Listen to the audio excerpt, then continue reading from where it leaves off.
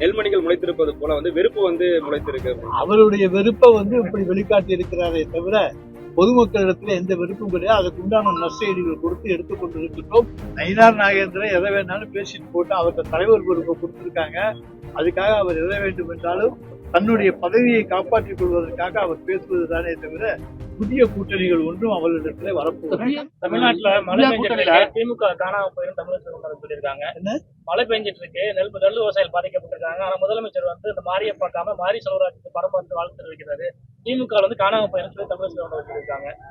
அதாவது 2026 தேர்தலுக்கு பிறகு பாஜக தமிழ்நாட்டிலிருந்து காணாமல் போகுமே தவிர எங்களுடைய தலைவர் காணாமல் போக மாட்டார்.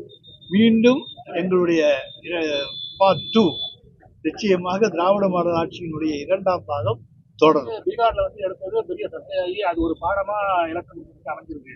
அப்படிங்கிற முறையில தமிழ்நாட்டுல முன்கூட்டியே நம்ம இதை எதிர்க்கிறோமா, எதிர்க்கக்கூடிய சூழ்நிலை இருக்கா? சார், தமிழ்நாட்டுல வெளிநாட்டு அதாவது வெளி மாநிலங்களிலிருந்து வேலை பார்க்கக்கூடியவர்களுடைய எண்ணிக்கை இன்றைக்கு லட்சக்கணக்கில் அல்ல, கோடிக்கணக்கிற்கு வந்திருக்கிறது. பீகார் மாநிலம், ஜார்க்கண்ட், வெஸ்ட் பெங்கால், ஒடிசா இப்படி எடுத்துக்கொண்டால் பல்வேறு மாநிலங்களிலிருந்து இங்கே அவர்கள் புலம்பெயர்ந்து வேலை பார்த்து விட்டு தங்களுடைய பண்டிகை நிகழ்ச்சிகள், வீட்டு நிகழ்ச்சிகள் எல்லாவற்றுக்கும் அவர்கள் தங்களுடைய சொந்த மாநிலத்துக்கு சென்று விடுவார்கள். ஆனால் இதில் இருக்கக்கூடிய ஆபத்து, அவர்கள் இங்கே வாக்காளர் பதிவுகின்ற பொழுது அவர்களுக்கு தமிழ்நாட்டினுடைய அரசியல் சூழ்நிலை தெரியாது. அவர்களுடைய மாநில அரசியல் சூழ்நிலை வைத்துக் கொண்டுதான் செய்வார்கள். எனவே வெளிமாநில தமிழ்நாட்டை பற்றி தெரியாமல் ஒரே இடத்துல நிரந்தரமாக இருக்க முடியாதவர்களை எல்லாம் வாக்காளராக சேர்க்கக்கூடாது என்பதுதான் எங்களுடைய. ஒவ்வொரு மாநிலத்திலும் நம்ம தமிழ்நாட்டிலிருந்து புலம்பெயர்ந்து வடநாட்டுக்கு போறவங்க அங்கேயே நிரந்தரமா தங்கிடுறாங்க. அங்கேருந்து 3 மாசத்துக்கு ஒரு இடம் போறதில்ல. ஆனா பீகார்ல இருந்து வர்றவங்க கோயம்புத்தூர்ல 3 மாசம் வேலை பார்க்கறாங்க, திருப்பூர்ல 3 மாசம் வேலை பார்க்கறாங்க, திருச்சியில 3 மாசம் வேலை பார்க்கறாங்க, திருநெல்வேலியில 3 மாசம் வேலை பார்க்கறாங்க. இப்படி அவர்கள் அடிக்கடி இடத்தை மாற்றிக்கொண்டு இருக்கின்றார்கள். தற்காலிகமாகத்தான் அவர்கள் இருக்கிறார்கள். தமிழ்நாட்டில இருந்து செல்கின்றவர்கள் அங்கேயே நிரந்தரமாக இருக்கின்றார்கள். எனவே அவர்களை நிரந்தரவாசிகளாக எடுத்துக்கொள்ள முடியும். இவர்கள் தற்காலிகமாக ஒவ்வொரு இடத்திலே நிரந்தரமாக இருக்கக்கூடியவர்கள் அல்ல.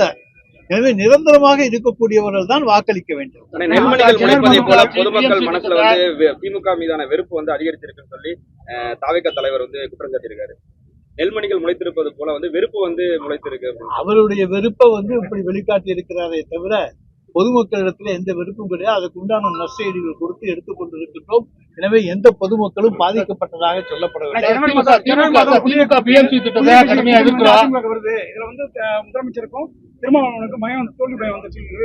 நயினார் நாகேந்திரன் பேசியிருக்காங்க. நயினார் நாகேந்திரன் எதை வேணாலும் பேசிட்டு போட்டு அவர்கிட்ட தலைவர் பொறுப்பை கொடுத்திருக்காங்க. அதுக்காக அவர் எதை வேண்டும் என்றாலும் தன்னுடைய பதவியை காப்பாற்றிக் கொள்வதற்காக அவர் பேசுவதுதானே தவிர புதிய கூட்டணிகள் ஒன்றும் அவர்களிடத்துல வரப்போகுது.